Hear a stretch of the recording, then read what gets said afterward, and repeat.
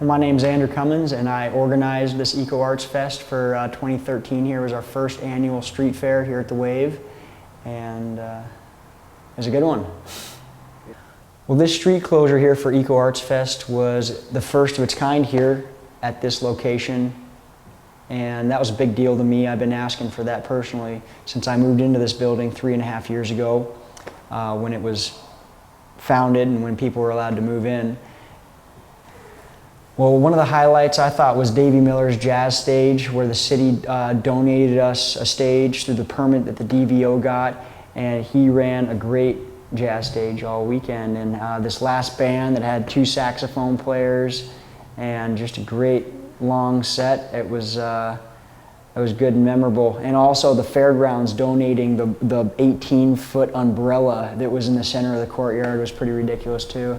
And then we ended up having a main artist in our theater gallery who uses all natural dyes for the tapestries he's making.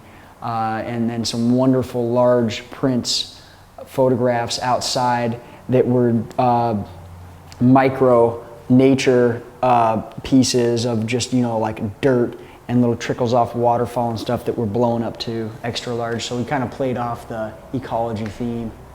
The vendors were happy with the crowd that came through for it being the first year that it was back being sponsored by the DVO. Well, the Downtown Ventura organization is the DVO, and they have done multiple good things for the city. Like one of their recent accomplishments was getting a trolley that looks like almost like a San Francisco trolley. I think it's even an electric vehicle that takes people from downtown Ventura here out to the harbor.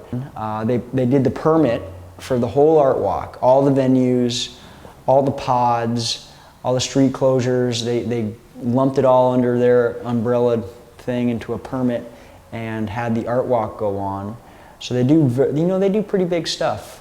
And also the crowd was a nice, slow, steady pace. And people in the crowd who actually got to go around because the vendors don't get to see the other art in town. The crowd was telling me that the other spots weren't as active as the WAV, that we had a good crowd here in comparison to other venues in town. So it was a team that came together kind of out of the blue, where gal Katrina Maximus got a call from the DVO telling her that we had a street fair. And she said when she was on the phone, she was coming to my door because she knows I've been asking for it since day one.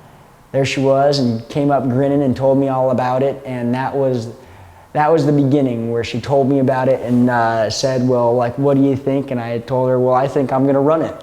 And I just basically took it over from that point on. But then she was on the whole end. She said all she wanted to do was deal with the artists.